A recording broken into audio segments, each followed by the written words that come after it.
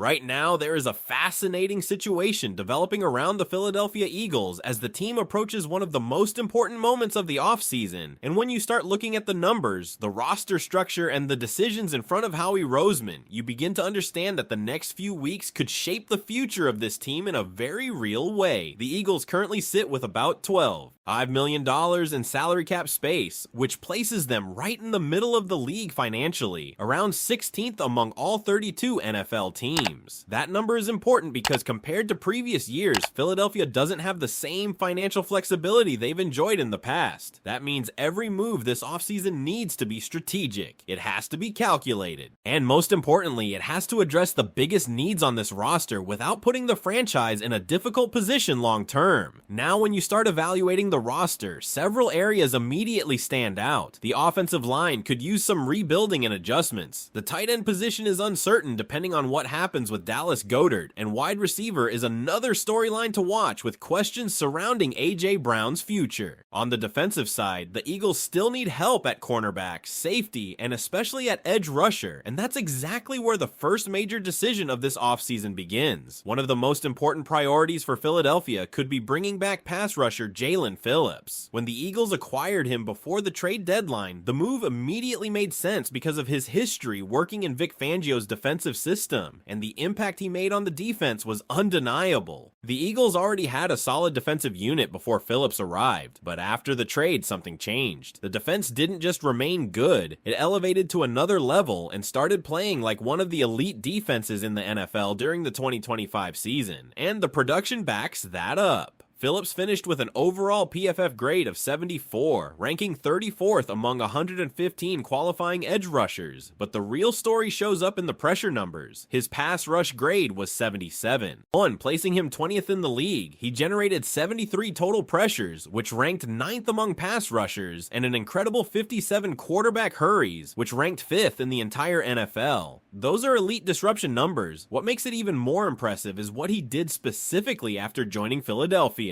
In just 8 games with the Eagles, Jaylen Phillips produced 41 pressures and 32 hurries, along with 2 sacks and 7 quarterback hits. That level of consistent disruption completely changed how opposing offenses had to prepare for this defensive line, and when you look at the current roster situation, keeping him becomes even more important. Right now, the Eagles only have 2 edge rushers under contract for the 2026 season, Nolan Smith and Jay Hunt. That means if Philadelphia allows Phillips to walk in free agency, they would immediately create a major hole at one of the most valuable positions in football. Of course, the big question is the price tag. Jaylen Phillips is still a young player, he plays a premium position, and players who consistently generate pressure rarely come cheap. The expectation is that his market value could land somewhere around $20 million per year. If that number becomes reality, Howie Roseman will have to decide whether the production, the scheme fit, and the long-term value justify that investment. But there's also another layer to this situation. If the Eagles choose not to re-sign him and he signs elsewhere in free agency, Philadelphia would likely receive a 3rd-round compensatory pick in return. That's the kind of asset Howie Roseman has historically valued when building this roster through the draft. So this becomes a classic Eagles front office dilemma. Do you pay to keep a proven pass rusher who already elevated your defense? Or do you let him walk, collect the compensatory pick, and trust your ability to develop the next edge rusher? And when you start looking at the rest of the roster decisions coming next, including massive contract extensions for some cornerstone defensive players, this decision becomes even more complicated. So let me ask you this, Eagles fans. If you were running the front office right now, would you pay Jaylen Phillips around $20 million per year to keep him in Philadelphia, or would you let him walk and take the compensatory pick? Because once you start looking deeper into the Eagles' long-term plan, it becomes very clear that keeping the defensive core together might be even more important than any single free agency move. And that brings us directly to the next massive priority facing the front office: locking up the players who are already becoming the backbone of this defense. One of the most obvious moves the Eagles should be looking at is extending Jordan Davis. The team already exercised his 5th-year option for the upcoming season, which means he is currently set to play under that deal, but the reality is his value to this defense has grown far beyond simply letting that option play out.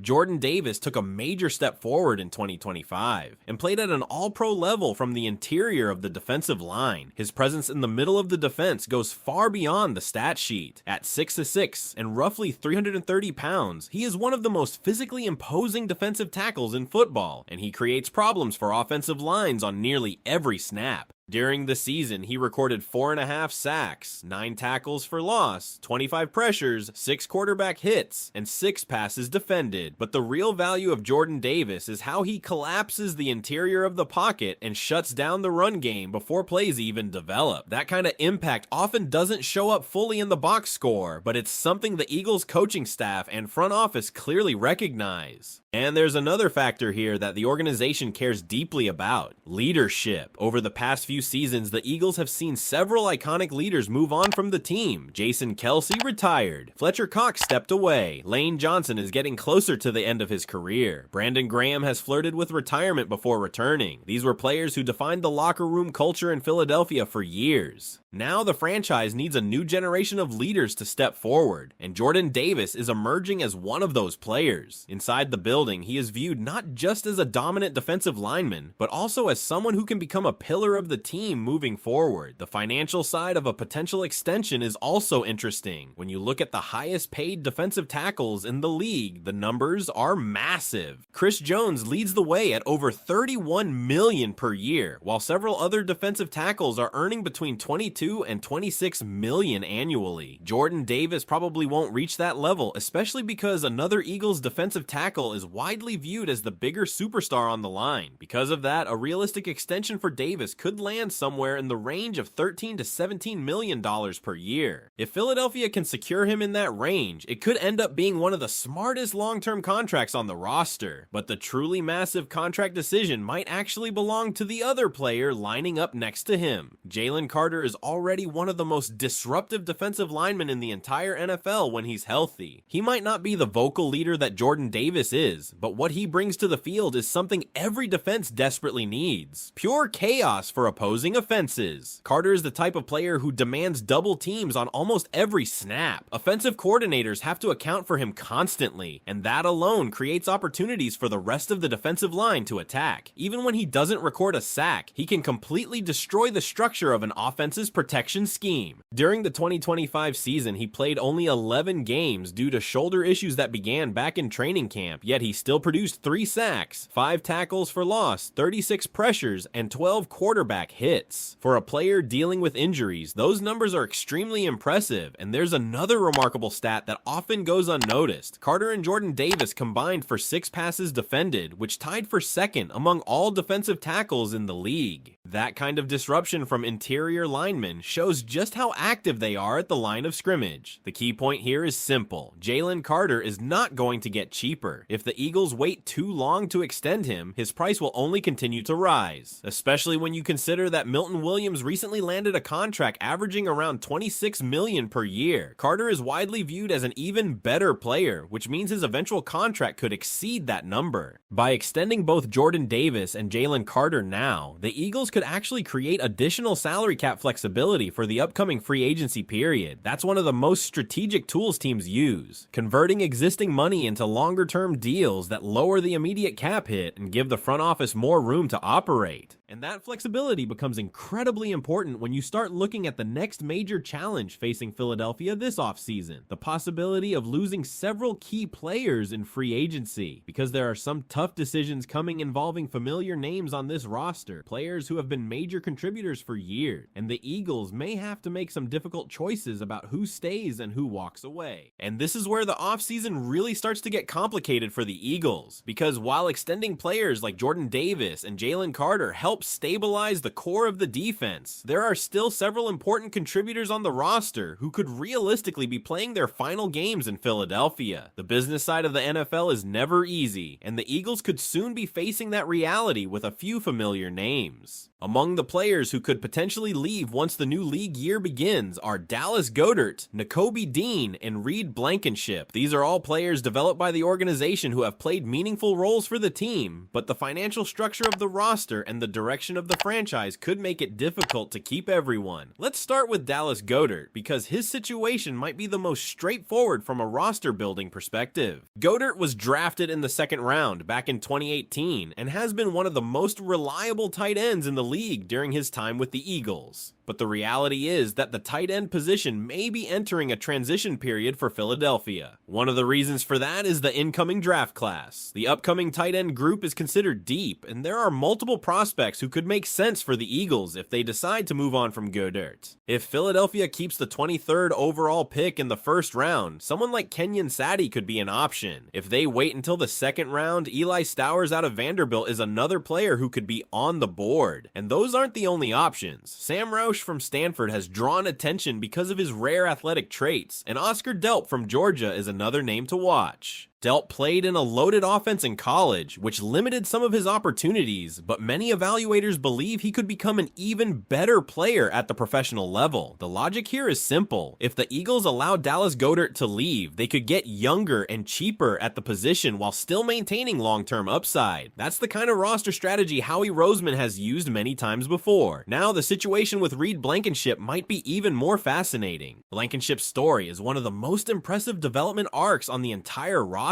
He entered the league as an undrafted free agent out of Middle Tennessee State, and early in his career, he even dealt with a potentially career-threatening injury. Yet somehow he fought his way through all of that and eventually developed into one of the most productive safeties in the NFL. Over time, he became a playmaker in the secondary, consistently coming up with big moments on the back end of the defense. But despite all that production, he has made relatively little money during his career so far. Estimates suggest he has earned somewhere in the range of $4 to $6 million total since entering the league. That means this upcoming free agency period could be his first real opportunity to secure a major contract. And if another team offers him a big payday, it would be hard to blame him for taking it. From the Eagles' perspective, replacing him through the draft might make more financial sense. And that brings us to Nakobe Dean, whose situation is also closely tied to the team's long-term planning strategy. One of the things the Eagles front office does extremely well is preparing for roster transitions before they actually happen. When the organization knew Jason Kelce was nearing retirement, they drafted Cam Jurgens ahead of time so he could eventually step into that role. When Fletcher Cox began approaching the later stages of his career, the Eagles responded by drafting Jordan Davis and later Jalen Carter. That same philosophy appears to be playing out again at linebacker. Knowing that Nakobe Dean might eventually reach a point where he would command a bigger contract in free agency, the Eagles used a first-round pick in the 2025 draft to select Jihad Campbell. And while Campbell may not yet be the same level of player Dean is today, the potential is extremely intriguing. Campbell's athletic ability stands out immediately. In fact, before transitioning into an off-ball linebacker role, he was originally recruited to Alabama as a pass rusher. That background gives him unique versatility and explosiveness at the position. When he stepped into larger responsibilities last season, he showed flashes of what he could become. At one point, he posted the second highest coverage grade among all off-ball linebackers with a 78 rating, and his overall defensive grade was 75.9. Those are extremely promising numbers for a young player still learning the position. There are still